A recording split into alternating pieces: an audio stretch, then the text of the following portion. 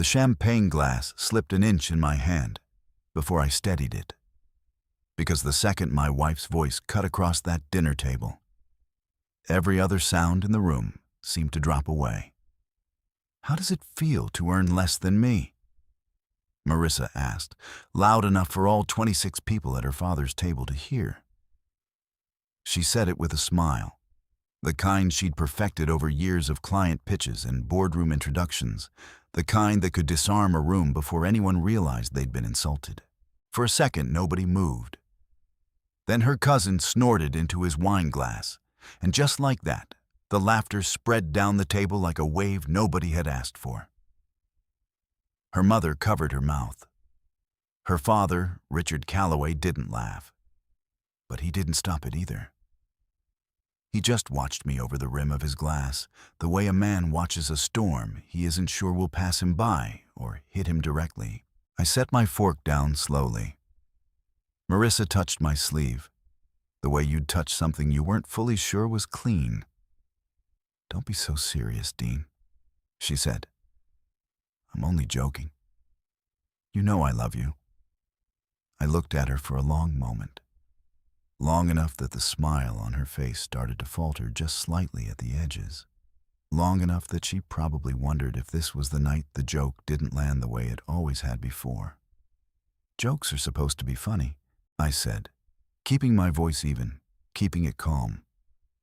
"Want to hear one of mine?"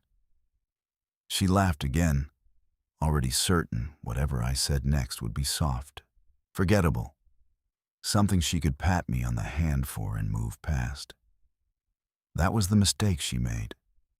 Not the first one that night, but the one that mattered most. My name is Dean Ashford. I'm 41 years old, and for the last 9 years I have been quietly building something most people at that table had no idea existed. I don't work in an office with a nameplate. I don't show up to family dinners talking about quarterly numbers or client wins. I run a private investment firm out of a nondescript building in downtown Denver, the kind of place that doesn't need a flashy lobby because the people who matter already know exactly where to find it. I acquire struggling companies, restructure them, and turn them profitable again. It is not the kind of job that gets applause at a dinner party. It is the kind of job that gets you overlooked, especially by people who measure worth by job titles and framed diplomas on office walls. I met Marissa Calloway 7 years ago at a charity gala in downtown Denver, the kind of event where everyone wears their best version of themselves for 3 hours and forgets about it by morning.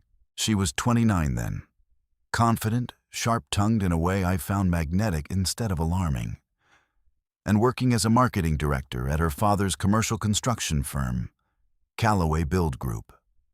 We dated for a year and a half before I proposed on a hiking trail outside Boulder, the kind of proposal she still liked to tell people about at parties, leaving out, of course, the parts of our life that had quietly shifted underneath the surface since then. For the first 3 years of our marriage, things were good. We traveled. We built a home in Cherry Creek that she decorated with an eye I genuinely admired. She climbed steadily at her father's company, and I kept doing my work the way I always had, quietly, without needing anyone to clap for it. Nobody at that dinner table knew what my work had actually produced over the years. Nobody knew, including Marissa, that 18 months earlier, Calloway Build Group had been standing on the edge of collapse. 2 major contracts had fallen through in the same fiscal quarter. A supplier lawsuit had drained cash reserves faster than anyone expected. And Richard Calloway, a proud man who did not like admitting weakness, especially not to his own daughter, had quietly reached out through a mutual business contact to find someone who could save the company before it became public knowledge that it was drowning. That someone turned out to be me. Not because I sought it out, but because the numbers landed on my desk the same week I was already looking at commercial construction as an undervalued sector. I brought in attorneys. I brought in a forensic accountant. 6 weeks of negotiations later, I held 68% ownership of Calloway Build Group. structured quietly through a holding company that never carried my name on any filing Marissa would ever think to search. Richard asked for exactly one condition before we signed anything. Marissa could never know. He didn't want his daughter to feel like her career had been handed to her, or worse, propped up by her own husband behind the scenes. I understood that. I respected it. What I didn't understand yet, what I couldn't have predicted sitting in that lawyer's office 18 months ago, was how much that silence would eventually cost me at a table full of people who thought they knew exactly who I was.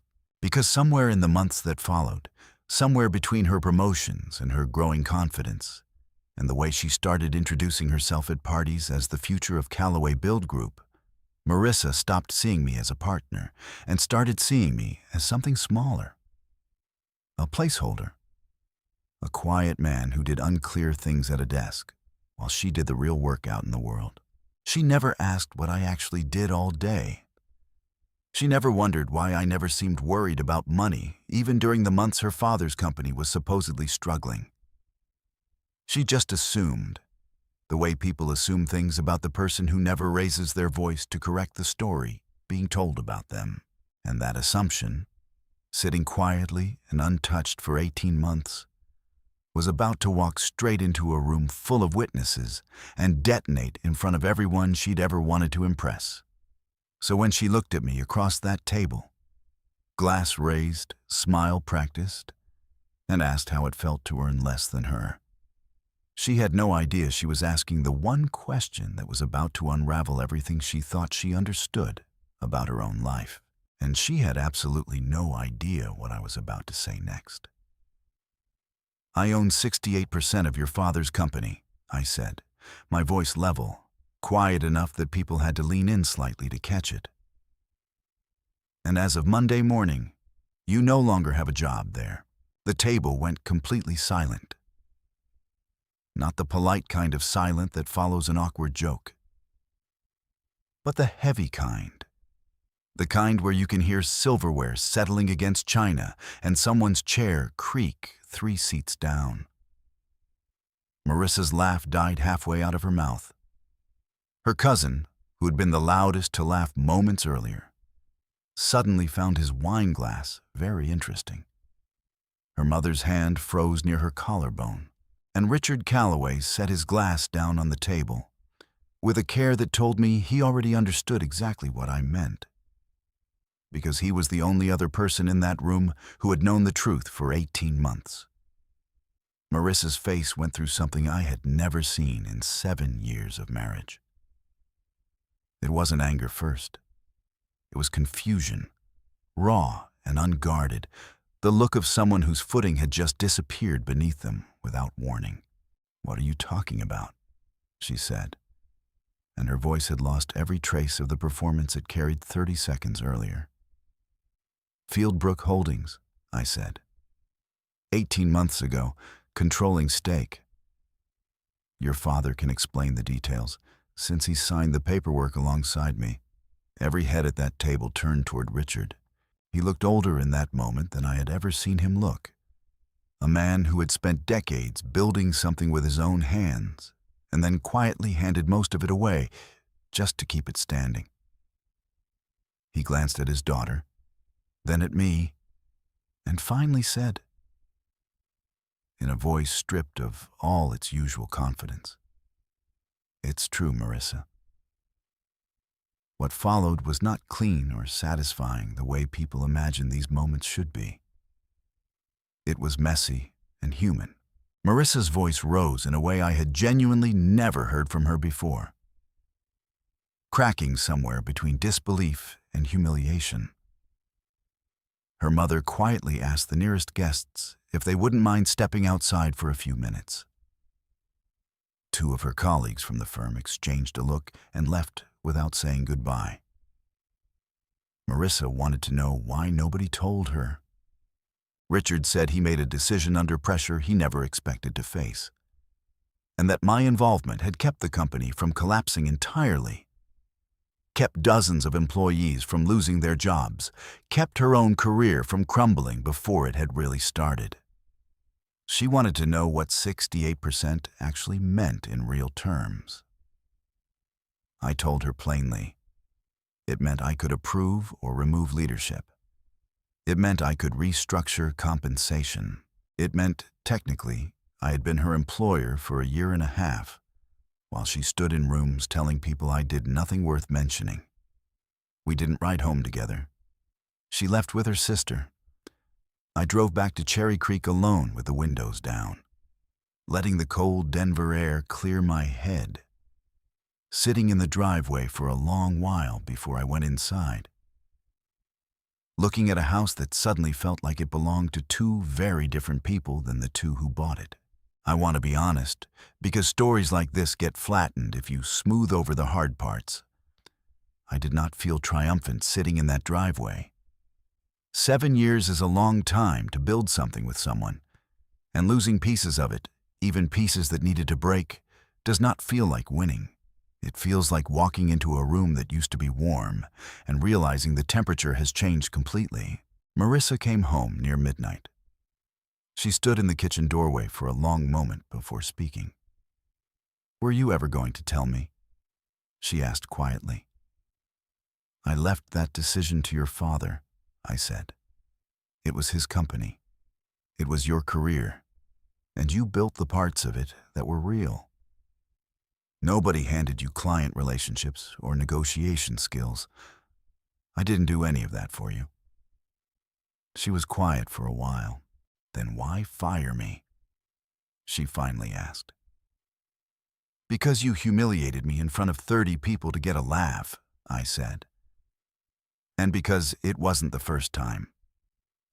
People say what they actually believe when they think they have an audience. The weeks that followed were not dramatic in the way people expect." Marissa didn't run to her parents. She didn't perform outrage for her friends. She sat with it, quietly, which told me something about her I had underestimated for years. On the 5th day, she came into my home office and asked to see the actual paperwork, all of it. I turned my laptop toward her and walked her through every page. The acquisition terms, the equity structure, the governance clauses that gave me authority over hiring decisions I had never once used until that dinner. "You could have used this any time," she said. "You never did." "No," I said. "Why now?" she asked. "Because you made me disappear in front of 30 people," I said. And I decided I was done disappearing. We spent 4 months in counseling with a therapist named Dr. Elaine Marsh, whose office overlooked the Front Range. I said things out loud I had never said to anyone. Marissa admitted something that stayed with me long after that session ended. Her success at the company had not just built her confidence. It had filled something that had quietly gone empty between us, something we had both let happen. She hadn't set out to diminish me. She had set out to matter. And somewhere along the way, those two things had gotten dangerously tangled together. 30 days after the dinner, I reinstated her position, but not through her father, and not on the same terms. Monthly reviews, her and me, not as husband and wife, but as controlling shareholder and senior director. Full transparency on every metric. "Is this punishment?" she asked when she read the new agreement. "No," I said. "It's what an actual professional relationship looks like. You wanted this to be yours. This is how that works." Richard retired 8 months later, telling everyone it was entirely his own choice. And I believed him, because carrying that secret for 18 months had clearly worn on him more than anyone realized. At his retirement dinner, smaller and quieter than the one that started all of this, he looked directly at me and said he was grateful to the man who made sure there was still a company left for him to retire from. Marissa reached over and took my hand without looking at me. And for the first time in a long while, that felt like enough. I think about that dinner table often, not with anger anymore, but with a strange kind of clarity. The hardest thing I ever did was also the most necessary thing. Not because of what it cost Marissa, but because of what it finally stopped costing me. Silence had taught her I wasn't worth paying attention to, and the truth is, I let it teach her that for far too long. Love without honesty isn't really love. It's just a slow, comfortable delay before the truth finally arrives, whether you're ready for it or not.